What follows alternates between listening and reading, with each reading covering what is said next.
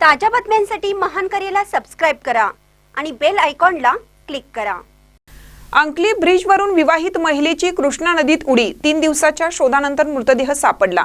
कृष्णा नदी पात्रात अंकली ब्रिजवेतून एका विवाहित महिलेने थेट नदीच्या पाण्यात उडी मारून आत्महत्या केल्याची दुर्दैवी घटना घडली।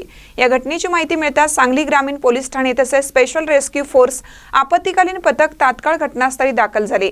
आत्महत्या केलेल्या महिलेचे नाव प्राजक्ता योगेश देसाई, वय 24 वर्ष, राहणार गावभाग सांगली असं आहे।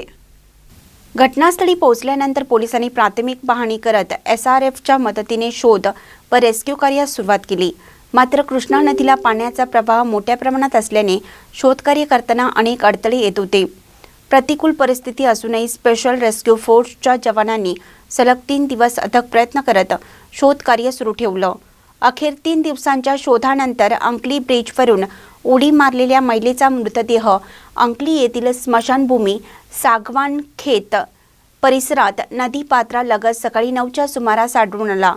मृतदेह तात्काळ नदीतून बाहेर काढून पुढील कायदेशीर प्रक्रिया पूर्ण करण्यासाठी सांगली ग्रामीण पोलीस ठाण्याच्या ताब्यात देण्यात आलं। घटनास्थळी पोलिसांनी पंचनामा करून मृतदेह शवविच्छेदनासाठी सांगली शासकीय रुग्णालयात पाठवण्यात आला आहे।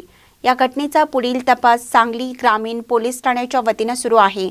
या संपूर्ण रेस्क्यू मोहिमेत स्पेशल रेस्क्यू फोर्स, आपत्कालीन पथक, HRF रेस्क्यू टीम तसेच कैलास वडर, सागर जाधव, आकाश कोलप, आसिफ मकानदार, सदाशिव बेडेकर, फिरोज शेख, महेश कुमार मठ, मारुती कोळी, योगेश मेंटिगिरी आदी बचाव कर्मचाऱ्यांनी महत्त्वाची भूमिका बजावली। महानकरी न्यूजसाठी आदिमाने, मिरज।